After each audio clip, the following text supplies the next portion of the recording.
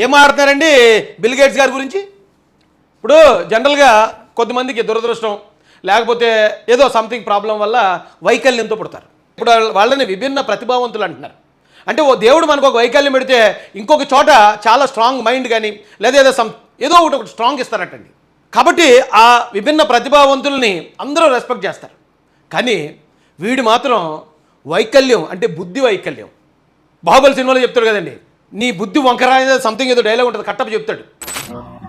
మీరు రాజు కాకపోవడానికి కారణం మీ అవిటి చెయ్యి కాదు ప్రభు, మీ అవిటి బుద్ధి, మీ వంకర బుద్ధి. ఆ వైకల్యం ఉంది. ఇటు మనిషి ముఖమే అసలు వాస్తు ఉండదు. ఇటు ముఖంలో వాస్తు లేకుండా ఏదో ఒక దరిద్రుల్లో ఉంటాయి. ఇటు ముఖం చూస్తే ఉదయమే లేచి ఇటు ముఖం చూస్తే ఆ రోజు ఖచ్చితంగా ఏదో నష్టం జరుగుతుంది మనకు. కానీ ఇలాగ ఉంటాడు. ఎక్కడికైనా వెళ్ళేటప్పుడు కానీ ఇటు ముఖం చూస్తే ఇటు అమ్మ పని అవ్వదు, సర్వనాశనం అయిపోద్ది అన్నట్టు ఉంటాడు. అంత దరిద్రుడిలో నిష్ట దరిద్రుడు అనే ఓ పదం ఉంటుంది. అసలు ఆ పదవి ఎందుకు సృష్టించారా అనుకున్నాను. వీడి గురించి అయి ఉంటుంది. ఆ నిష్ట దరిద్రుడు అనే పదానికి యాప్ట్ అయ్యే వీడు బిల్ గేట్స్ గారి గురించి మాట్లాడుతున్నాడు. అంటే జగన్ గారు ఇచ్చారు, అంటే మొత్తం స్క్రిప్ట్ వచ్చింది, మొత్తం ఐసీపీ వాళ్ళందరికీ మీరు ఇలా మాట్లాడండి, ఇలా తిట్టండి, వచ్చిన వాళ్ళందరినీ తిట్టి పంపించండి. మన రాష్ట్రానికి ఎవరైనా ఒక మంచి వాళ్ళు వస్తే వాళ్ళని తిట్టి పంపించండి, వాళ్ళని అవమానించండి, మళ్ళీ ఈ రాష్ట్రం వైపు చూడకుండా చేయండి. ఈ రాష్ట్రం ఇలాగే నాశనం అయిపోవాలి తప్ప ఇది డెవలప్ అవడానికి లేదు అని. ఇది రాష్ట్రద్రోహం, దేశద్రోహం కూడా. ఓ రాష్ట్రాన్ని నాశనం చేయడం అంటే దేశాన్ని నాశనం చేయడమే కదా. దేశద్రోహులు నా కొడుకులు అందరూ. అలాంటి నిష్ట దరిద్రుడు వీడు ఏం మాట్లాడుతున్నాడు ఒకసారి వినండి. రేపు రాష్ట్రానికి బిల్ గేట్స్ వస్తున్నాడు, సచివాలయంలో సీఎం మంత్రులతో భేటీ అవుతున్నాడు. ఆర్టీజీఎస్ ఫలితాలను ఆయన వివరించబోతున్నారు చంద్రబాబు. ఉండవల్లిలో వ్యవసాయ క్షేత్రాన్ని పరిశీలించబోతున్నారు. ఆయనకి ఈ సంజీవని ప్రాజెక్ట్ అప్పచెప్తారట.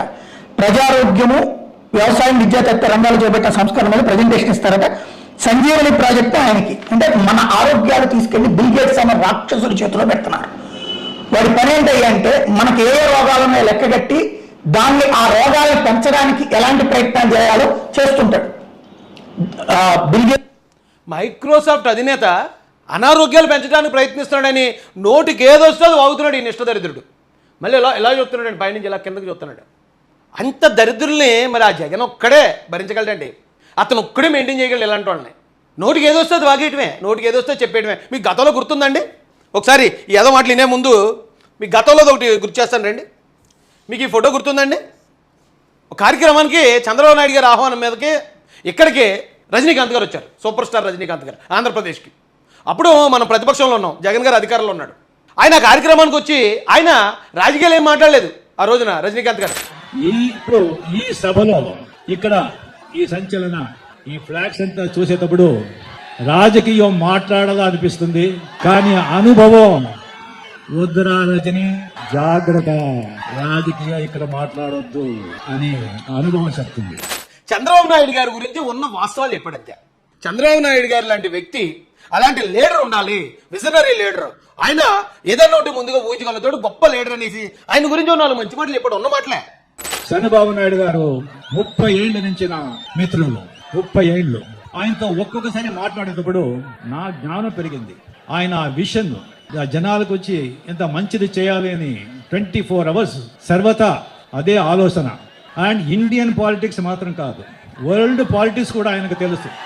ఆయన వచ్చి ఒక దీర్ఘదర్శి, ఈజ్ ఎ విజనరీ. అది భరించలేకపోయాడు జగన్. అయ్యి బాబు, ఇప్పుడు తమిళ సూపర్ స్టార్ వచ్చేసి చంద్రబాబు నాయుడు గారిని మెచ్చేసుకున్నారు. జనం అందరూ ఆ నిజం తెలిసేసుకుని ఎక్కడ చంద్రబాబు నాయుడు గారికి 24లో గెలిపించేస్తారేమో అర్జెంటుగా తిడుచండ్రు ఆయన్ని, ఎవరిని, రజనీకాంత్ గారిని. అంటే అప్పుడు ఉండేవారు కదండి కుక్కల కన్నా దారుణంగా ఉసుకోటి తీసుకొని వాళ్ళు ఏమేమి మాటలు మాట్లాడారో ఒక ఇద్దరిని మీకు జస్ట్ ఎగ్జాంపుల్ అండి. ఈవేళ వీళ్ళు ఊరికే బిల్ గేట్స్ని తిట్టట్లేదండి, వీళ్ళ స్టైల్ ఇది, వీళ్ళ స్ట్రాటజీ. ఎవరన్నా ఒక మంచోడు వచ్చి ఒక మంచి మాట చెప్పాడంటే చంద్రబాబు నాయుడు గారి గురించి, అతను నా చెప్పినోడిని తప్పుడు వ్యక్తిగా చిత్రీకరించేయాలి, అతన్ని తిట్టేయాలి, అతన్ని బదనాం చేసేయాలి. ఏం దరిద్రుడు రా బాబు ఇది. ఆ రోజున రజనీకాంత్ గారి గురించి ఏం మాట్లాడండి? మేము వచ్చేది ఒక స్టారు, పక్క రాష్ట్రానికి సంబంధించినటువంటి స్టారు, ఇక్కడ జీరో, అక్కడ హీరో, ఇక్కడ జీరో. ఆ జీరో వచ్చి ఇక్కడ చెప్తాడు చంద్రబాబు నాయుడు పరిపాలన బాగుంటుంది, వీడి విధన బాగుంటుంది, వీడి పిండ కూడా బాగుంటుంది అని చెప్పి. అతను కూడా రామగారు బతికుండగా చంద్రబాబు నాయుడుకి వైస్రాయ్ హోటల్కి వచ్చి మద్దతు తెలిపినటువంటి నీచాతి నీచమైనటువంటి వ్యక్తుల్లో రజనీకాంత్ కూడా. ఈ రజనీకాంత్ శాల్వాలు కప్పించుకోవడానికి ఇక్కడికి వచ్చి ఆ కరకట్టం మీద అక్రమంగా ఉన్నటువంటి ఆ పంపలో చేరి అక్కడ ఆడి పెట్టినటువంటి తిండి తిని ఇక్కడికి వచ్చి. ఏమంటే రజనీకాంత్ గారిని ఆయన లైఫ్లో ఎవడు అలా మాట్లాడి ఉండడండి. అందరూ రెస్పెక్ట్ చేస్తారు ఆయన్ని. ఆంధ్రాలోనే కాదు, తమిళనాడులోనే కాదు, భారతదేశ వ్యాప్తంగా రజనీకాంత్ గారిని రెస్పెక్ట్ చేస్తారు. ఈవెన్ ఆయన ఎవరో షారుఖ్ ఖాన్ లాంటి కింగ్ ఖాన్ కూడా బాలీవుడ్ని షేక్ చేస్తాడు ఆయన. అలాంటి వ్యక్తులు కూడా రెస్పెక్ట్ చేస్తారు ఈయన్ని. మొన్న ఈడు ఏమన్నాడు, పక్క రాష్ట్రం హీరో ఇక్కడ జీరో అన్నాడు. మరి మొన్న జగన్మోహన్ రెడ్డి గారు పక్క రాష్ట్రం అక్కడికి వెళ్ళాడు ఈయన.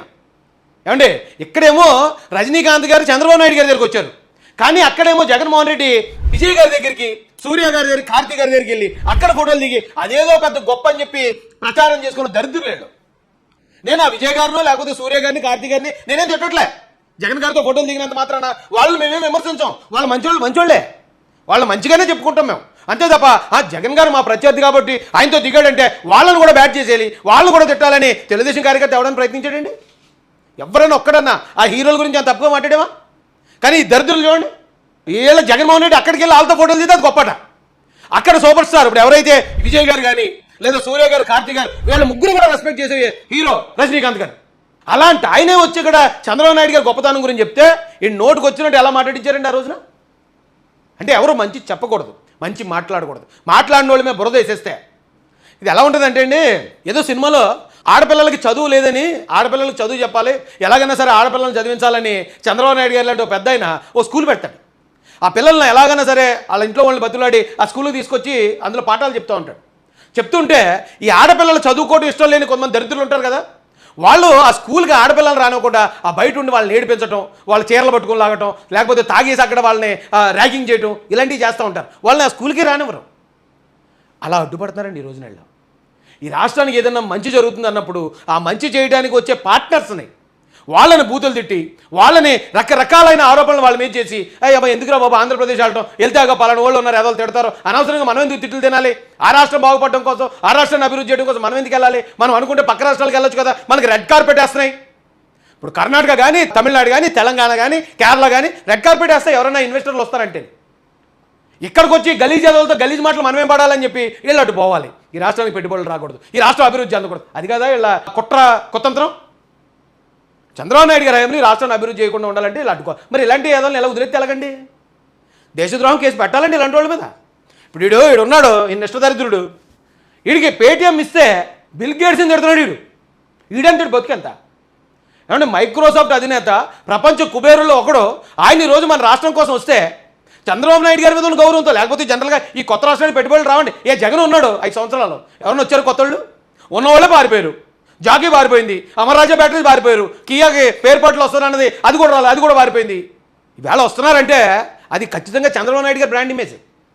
వస్తున్నారు కాబట్టి ఇదేంటి, మా జగన్ ఉన్నప్పుడు రాలేదు, చంద్రబాబు వచ్చినప్పుడు వచ్చేసి పెట్టుబడులు పెట్టేస్తున్నాడు, ఈ మంచి పేరు అంతా వీళ్ళకి వచ్చేస్తుంది, వాళ్ళని ఎలాగైనా తరిమేద్దామని ఇలాంటి గలీజ్గా అందరూ ప్రయత్నిస్తూ ఉంటే మనం చూస్తూ ఊరుకుంటే ఎలాగండి? చట్టాలకు పదును పెట్టి జుట్లు అట్టుకుని ఇటుకెళ్ళి లోపల తోయాలి కదా. ఇది ఎవరో ఒకరి కోసమో లేకపోతే ఒకరిని నాశనం చేయడానికి చేసే ప్రయత్నం కాదు కదా ఇది. ఈ రాష్ట్రంలో వందలాది మంది, వేలాది మంది, లక్షలాది మంది విద్యార్థులకి ఉద్యోగాలు వచ్చే అవకాశాలని చెడదొక్కుతున్నారు కదా వీళ్ళు, ఈ చెడగత్తరగాళ్ళు. ఇలాంటి వాళ్ళు అలా చూస్తూ ఊరుకోకూడదండి. మంచితనం కూడా అన్ని చోట్ల పనిచేయదు. అనేటటువంటి వాడు వ్యాక్సిన్ కోసం ప్రపంచాన్ని నాశనం చేసినటువంటి వాడు, రోగాలను సృష్టించినటువంటి వాడు, ఏనాడో వీడు రోగాలకు సంబంధించినటువంటి పాండమిక్ గురించి మాట్లాడాడన్నది ఎపిస్టల్ ఫైల్స్ లో కూడా తెలియదు. ఎప్పుడు వినలేదు మనం బిల్ గేట్స్ గురించి, ఎప్పుడు ఎటువంటి రాంగ్ న్యూస్ కానీ కనీసం విమర్శ కూడా వినలేదు. ఈవేళ వీడు మాట్లాడుతున్నాడు, వీడు సపోర్ట్ చేసేది ఎవరిని? వైసీపీని. వైసీపీ అధినేత ఎవరు? ఎన్ని కేసులు ఉన్నాయి ఆయన మీద? ఎన్ని లక్షల కోట్ల ఆరోపణ ఉంది? ఎన్ని నెలలు ఆయన జైల్లో ఉండొచ్చాడు? అదే వైసీపీలోని ఎంపీలు సొంత బాబాయిల్ని గొడ్డలతో ముక్కలుగా నరికేసిన నరరూప రాక్షసులు. వీళ్ళు అధికారంలో ఉన్నప్పుడు కొన్ని వేల కోట్లు కల్తీ లెక్కరు అమ్మి డబ్బు సొమ్ము చేసుకుని 30,000 మంది చావుకు కారణమైన వాళ్ళు. ఇంతకన్నా రాక్షసులు ఈ ప్రపంచానికి ఎక్కడన్నా ఉంటారా? ఎక్కడన్నా ఉంటారా ఇంతకన్నా రాక్షసులు? అలాంటి వాళ్ళు వెనకేసుకొస్తూ ఈ గలీజ్ సాలేగాడు బిల్ గేట్స్ గారిని అనే, అంటే రేపు పొద్దున ఎవరో కూడా రావడానికి వెళ్తే వాళ్ళు తిడతారు, ఆ గలీజ్ బ్యాచ్ ఉందోటి, అక్కడికి ఏం వెళ్తాంలే అని ఆగిపోవాలని కదండి కుట్రది. మరి ఇలాంటి వాళ్ళని ఈ కుక్కల్లా మురుగుతూ ఉంటే వీళ్ళు చూస్తూ ఊరుకుంటే ఎలాగా? రాష్ట్రాన్ని అభివృద్ధి జరగనివ్వకుండా అడ్డుపడతాను ఇలాంటి వాళ్ళని అలా వదిలేస్తే ఎలాగండి? అబ్బాబే ఏమంటాడండి మళ్ళీ నిష్టదరిద్రుడు? చంద్రబాబు గారిని జైల్లో పెట్టినటువంటి సందర్భంలో మీడియా ఫోకస్ చేసింది, ఇది దోమల్ని సృష్టించి దోమల్ని తీసుకొచ్చి అక్కడెక్కడి నుంచో అక్కడ జైల్లోకి పంపిస్తున్నారు, ఆయన్ని చంపడానికి కుట్రతున్నారు, అందరూ జోక్గా కామెడీగా అనుకున్నారు. కానీ నిజ జీవితంలో బిల్ గేట్స్ కి సంబంధించిన మస్కిటో ఫ్యాక్టరీ ఒకటి ఉందంట కొలంబియాలో, లార్జెస్ట్ ప్రపంచంలోనే 30 మిలియన్ల జెనెటికల్లీ మోడిఫైడ్ మస్కిటోస్ ని ప్రతి ఏడాది 11 దేశాల్లో రిలీజ్ చేస్తున్నట. ఇప్పుడు ఇది అప్పట్లో ఏదో సినిమాలో వచ్చిన సీన్ అండి ఇది. సూర్య గారి సినిమా బందోబస్తు అనుకోండి సినిమా పేరు, తెలుగులో దాన్ని డబ్ చేశారు. ఆ సినిమాలో విలను ఇలాంటి మిడతలను ఏదైనా తయారు చేసి వదులుతాడు అనమాట.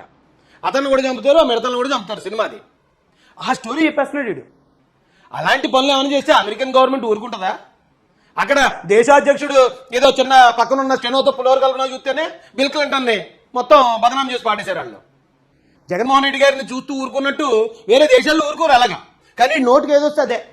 సినిమాలో సీన్ తెచ్చి అలా దోమలు తయారు చేసేసి దేశాలు వదిలేస్తున్నాడట బిల్ గేట్స్. అలాంటి వాడిని ఆంధ్రాకి రప్పిస్తారా అని అడుగుతున్నాడు ఈ నిష్ఠదరిద్రుడు, ఈ అష్టవంకరలో ఉన్నవాడు, ఈ సకల రోగాలకి. ఇప్పుడు రోగం అన్నాడు కదా, రోగం అంటాడు, మొఖం చూస్తుంటే ఆ మాట గుర్తొస్తుంది నాకు. ఇలాంటి దరిద్రుల నీచలు ఉన్నారండి బాబు ఆ వైసీపీ పార్టీకి అనుకూలంగానే.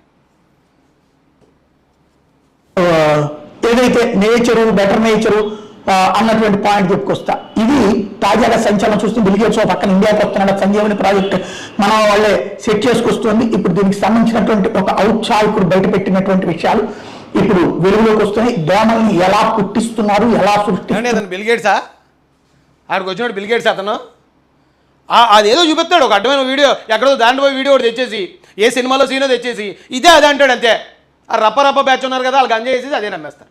అంతే, ఇంకే వాళ్ళు ఏదైనా చెప్తారు, నన్ను నమ్మేవాళ్ళు ఉన్నారు వాళ్ళకి వైసీపీలోని. అయితే దీని గురించి ఆల్రెడీ మీరు ఈ వీడియో అంతా చూసే ఉంటారు. సాయిరెడ్డి కరెక్ట్గా చెప్పాడు.